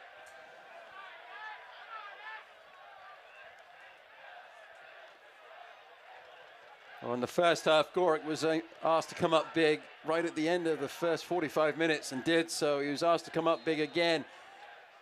Made the initial save. But off of the corner kick, FC Cincinnati were able to put the ball in the back of the net.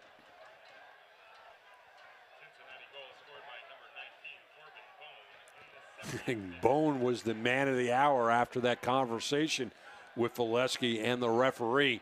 He goes and puts the one in the back of the net in the 70th minute, making it a 2-1 game. And just when you think that The home club has all the momentum.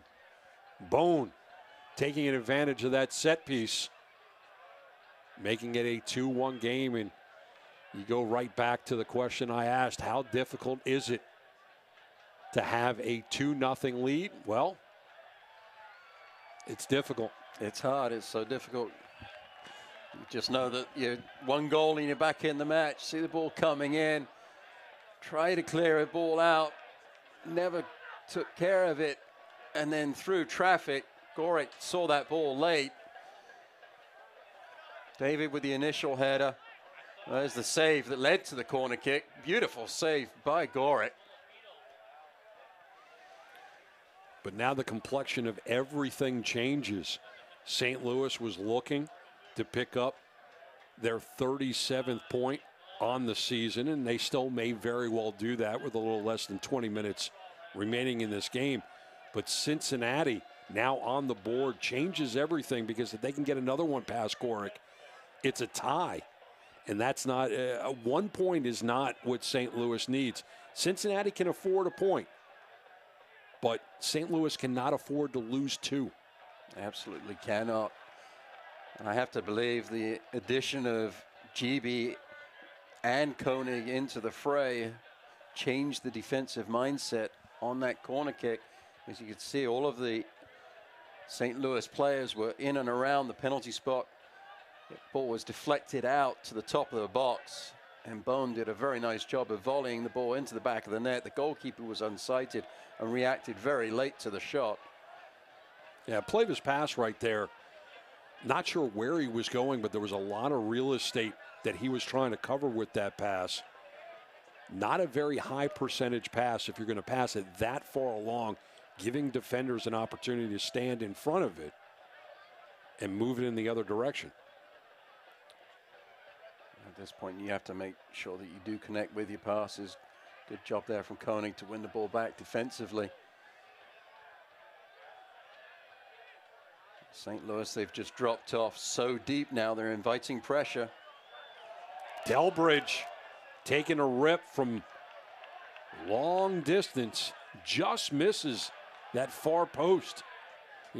You see how dangerous Delbridge is and the reason why he's got 3 goals. Well, going forwards, the big Australian aiming at the goal, hits the stanchion behind, holding the net up and tight. You drop off at your peril when you're playing against players of this quality, and Delbridge almost put that one on target. Gorick was struggling. For 50 years, Jed Transportation has delivered a perfect ride every time. Jed Transportation is the official transportation partner of St. Louis FC. Receive special fan offers when you mention promo code STLFC. And it appears, Matt, that St. Louis is almost playing that prevent defense that they play in American football that never works. I'm smiling to myself because you're exactly right. And it's something that my college team, the University of Florida, do and don't do it very well, unfortunately. I always refer to prevent defense as preventing a win. Well, the key at the moment for me is the positioning of David. We've talked about how he is so important to what St. Louis do all over the pitch, but right now he's joined the back line, and essentially St. Louis FC are playing with a back 5. They're not playing with a back 4. And in doing that, he's taken himself out of the picture as an outlet pass up top, which therefore means that all St. Louis are doing in American football parlances is punting the ball every time they get it. And that means that Molesky is being asked to do too much against the back 3 of FC Cincinnati. Cincinnati win the ball back easily, restart their offense, and consequently it becomes cyclical, and St. Louis are struggling at this moment in the match. They need to find a way to get further up the pitch. I think David is going to be an important part of that. He needs to recognize he needs to join the midfield more. Molesky was slow to get up, and Appia will be checking into this match. And he looks like he's coming in for Rudolph. So second substitution for Preki. This substitution brought to you by G&W Meats. So the first goal scorer of the evening has checked out, and Appia has checked in for him here in the 76th minute.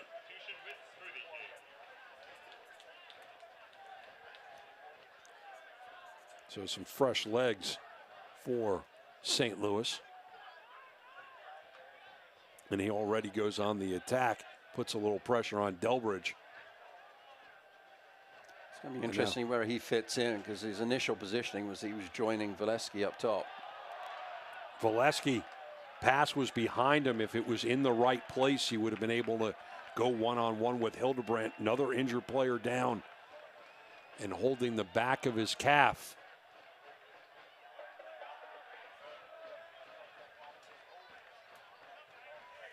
So that's Stoikov or Mirkovic, I think.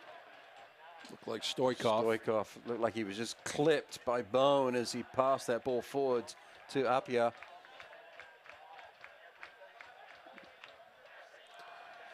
The Electro Savings corner kick coming up right here. 77th minute. St. Louis up by a goal, 1 point. Not too long ago, they were up by 2. Now, can they go up by 2 again? Appiah, short.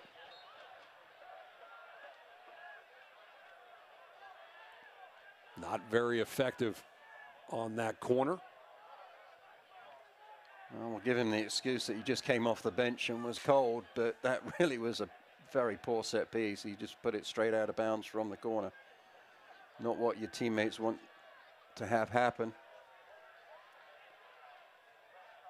And here comes the team in green. Well, look, you see where David is. He's now basically a central defender.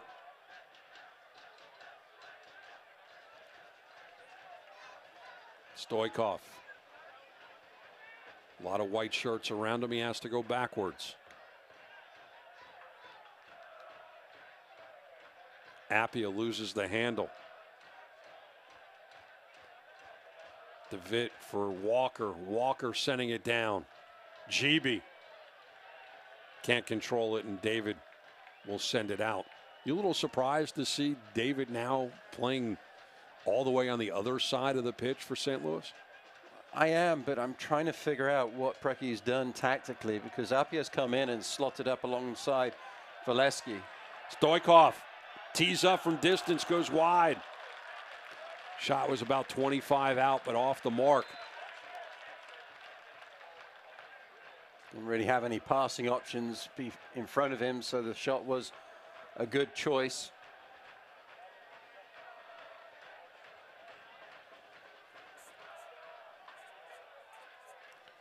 Joe Sue checking in for Justin Hoyt. Here in the 79th minute. Substitution brought to you by G&W Meats. And that shot also off the mark. So Alan Koch has now gone to his bench 3 times. Precky still has one more opportunity to change the complexion of the game. And he's sitting on a 1-goal lead, trying to get to 37 points, trying to get to 9th on the table. Ball spending a lot of time in the middle of the pitch. Bierman battling with Boehner. Bone comes back to pick up the loose ball. Joe Sue serves it into the 18, cleared out by David. Throw coming up for Cincinnati. I've been wondering whether Plaver has gone further up the pitch, taking the position at the right mid that Rudolph vacated. But the more I look at what Precky's done, it does look like he's gone with a back 5, 3 in the midfield centrally, and then 2 up top. And that might be fatal as far as this game is concerned, because you're just inviting pressure from Cincinnati up the field.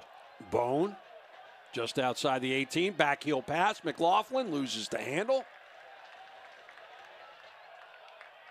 Delbridge comes up, nice slide tackle. Josu, Bone, Walker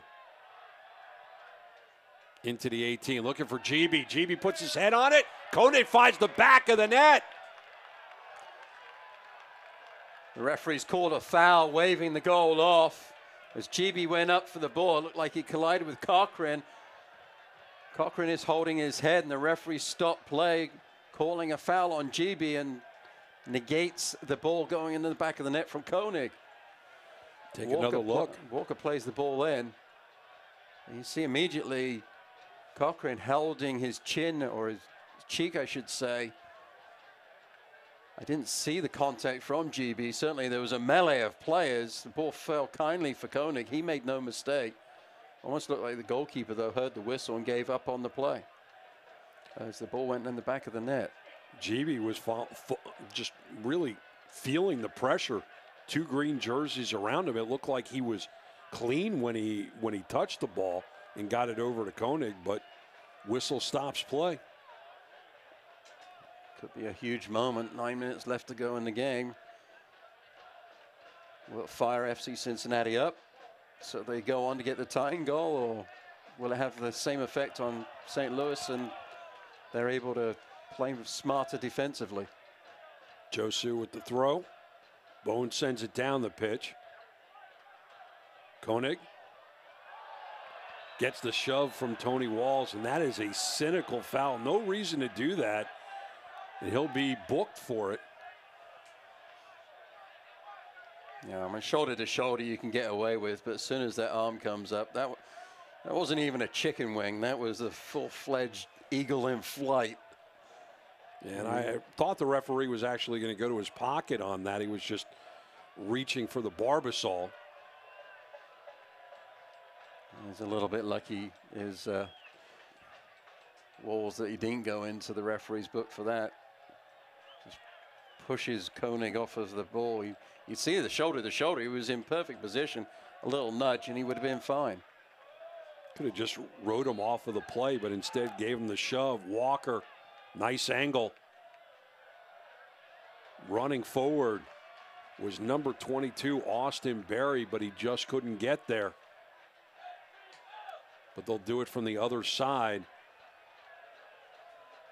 It's a brilliant defensive header. I think it was Bjorman that put that ball away for the corner kick. High in the air. Gorick came out of his office, and it was a dangerous play because that ball got behind him. Cincinnati couldn't take advantage, and Gorick will kick it away. Well, I like the reaction of Gorick and of his defenders. His defenders are telling the goalkeeper to calm down, and the goalkeeper turns around and says, "Hey guys, I got it. I knew what I was doing." Didn't look like he knew what he was doing as he went out to try and collect that ball or punch it clear from the corner kick. He was very fortunate that that ball didn't end up in the back of the net. If you're going to go out and claim it, make sure of it. Goalkeeper was nowhere near that ball. DeVitt almost came up with his second goal of the season. Bone sends it forward for GB. Now Josu whipping it in. Cleared out momentarily. Shot from distance by Walker is off the mark. This is the most aggressive that we have seen Cincinnati all night long. They got a little aggressive at the end of the first half, weren't able to capitalize, and now they're just running forward because they're sensing an opportunity. St. Louis is playing that prevent defense, giving them the space to get forward. They certainly are, and there is a lot of space, and GB's showing his versatility, coming back deep to get the ball and then finding his outside players. And then Walker on the shot, it was just wide of the left-hand upright as we look at the goal. But Koenig was lurking. It just needed the faintest of touches from him, and it would have been in the back of the net too. Molesky momentarily stopped, trying to shake off the cobwebs. After the final whistle, head over to Twitter at St. Louis FC. Vote for your Pleats Man of the Match.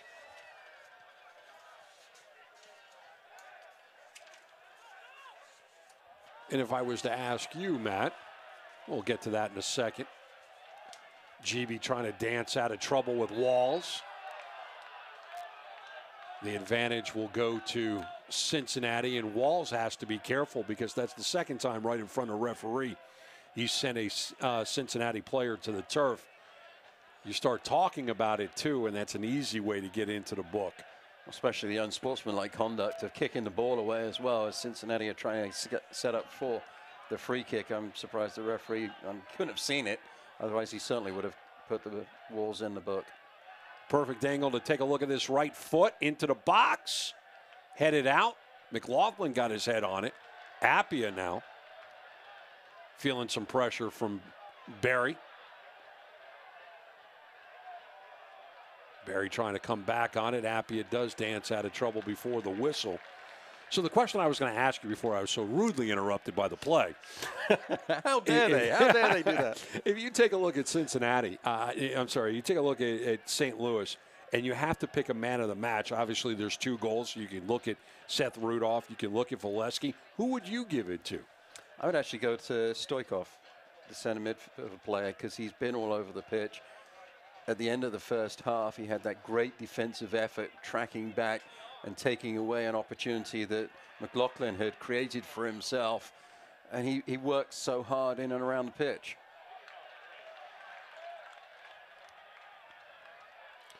On that play, you had McLaughlin looking for GB, and GB is so effective. You look at his 11 goals. He does it with his feet and with his head. He's a very effective player, and as I say, it'd be so easy just to look at his athleticism and think he's a one-trick pony, but he really isn't. There's so many dimensions to his game, and he's a huge personality as well. He is an effective player on the pitch as Stoikov goes into the referee's book on the challenge there. 88th minute on that card, and Preki is working the 4th official. They really need to redo the referees' fees. I know the center referee gets all the money. The 4th official is the person that needs to get all the money because they have to put up with all the flack from the benches. Molesky is out. So we've got this substitution brought to you by G&W Meats.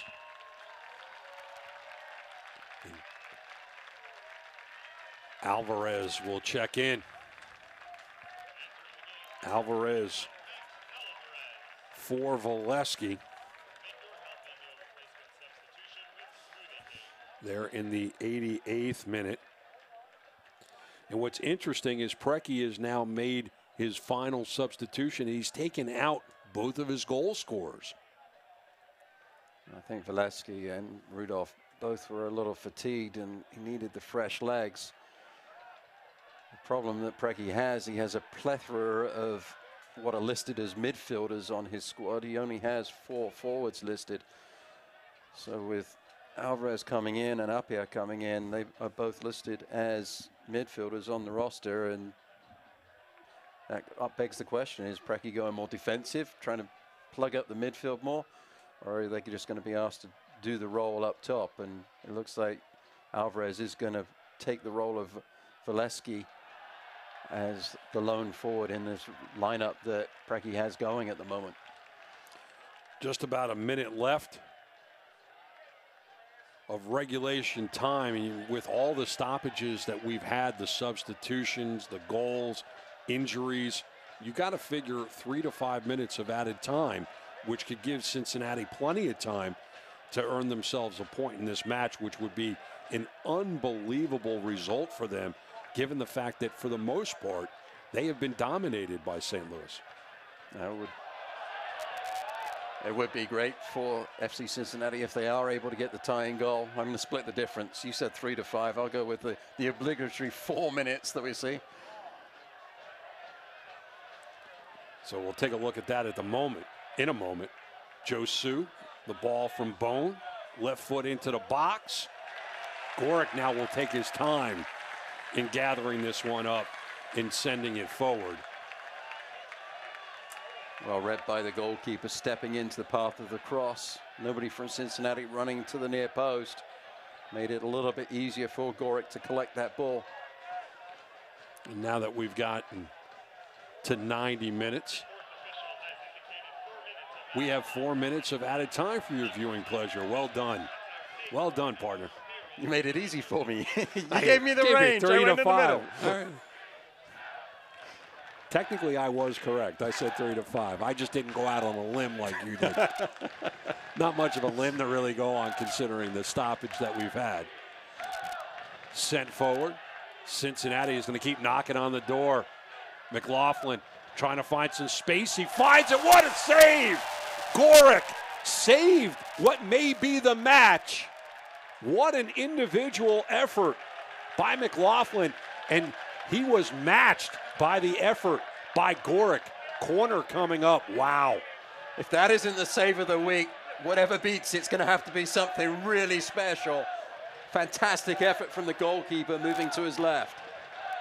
High in the air, Cincinnati looking to tie it into the hands of Gorick. Wow. Stoppage time brought to you by Hot Shots. Be sure to visit one of the 12 local Hot Shots locations after the match. I'm still trying to catch my breath on that save by Gorick. What a play on both sides.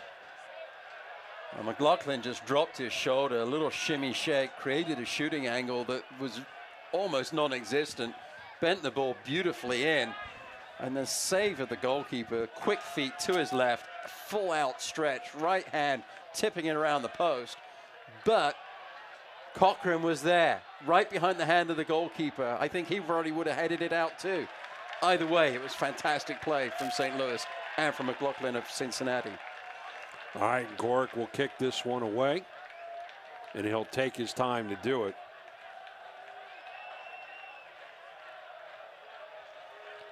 So Gorick will take his time. We're already 2 minutes in the added 4 down. And strap in, I got a feeling that this thing is going to be wild until the final whistle. Cincinnati on the ball. That guy's having a great time. Cincinnati can't afford to play off that back line. They've got to go forward. David puts his head on it. Bone now DeVitt. Lays off for Bone. Gets it forward. And Gorick will take his time. He will be challenged momentarily by Koenig. And Gorick's going to send everyone down the pitch. Try to get as close to 93 before he punched it.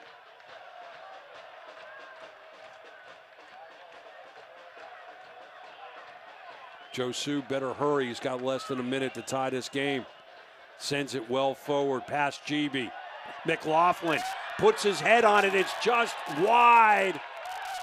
But the penalty has been called on Gorick.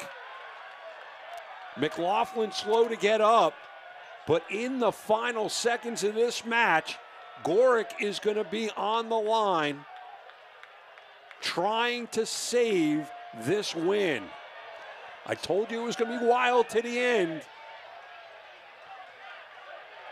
Well, players from St. Louis are furious at McLaughlin. Certainly it was a late challenge from Gorick, trying to get the ball on the bounce as McLaughlin came in to try and head that one on frame.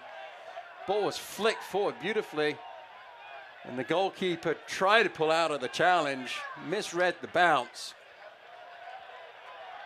The question is, there was enough players around, so Gorick stays on the pitch. He wasn't the last defender. So this is how this match is going to end, folks. The ball is going to be on the mark. Danny Koenig is going to put his foot on it. He is 36 feet away from Gorick, who's had a brilliant game through 94 plus minutes. Will that mistake cost St. Louis 2 points? About to find out. Koenig, Gorick.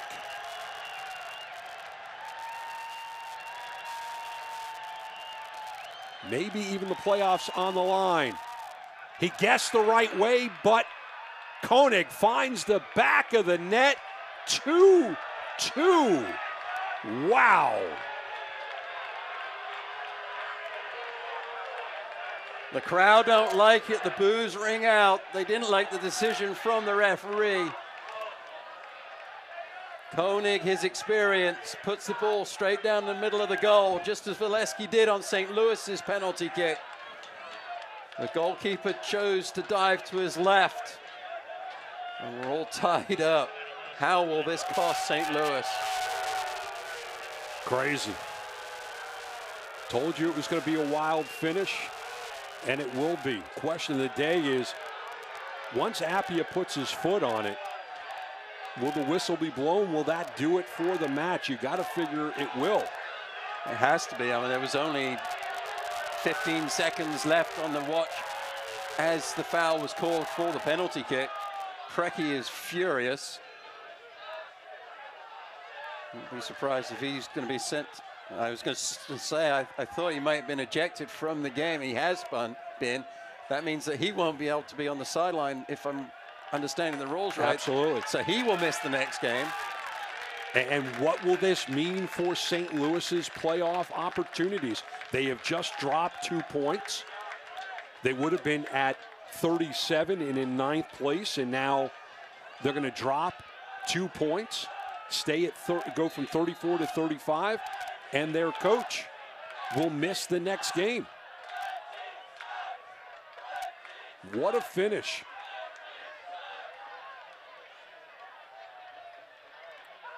Appia fighting towards the ball.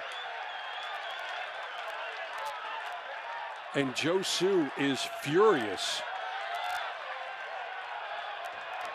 I think he has a good call there. I thought that foul would have been on Appia, not on Josu, but a great opportunity on this set piece if the referee lets it happen. And he will. Will they take advantage? Headed away. Appia to the corner. Can he keep it in play? Taken down. That's the final whistle. I knew it was going to be a wild finish. We have a PK to tie the game. That keeps it going, and another wild finish here. But it is 2-2 in St. Louis. Goals by Koenig and Bone, Molesky and Rudolph. 1 point for each club. Outstanding finish to this game. Matt, it's been a pleasure. It was a pleasure. It was a great competitive match. The St. Louis fans will be very dejected. The players will be dejected. FC Cincinnati will be very ecstatic with what they managed to do tonight. But it's a great game for the neutral fan to watch. St. Louis, Cincinnati 2-2. He's Matt, I'm Bruce. Thanks for being with us. This copyrighted telecast of the United Soccer League may not be retransmitted, rebroadcast, or reproduced without the express written consent from the United Soccer League.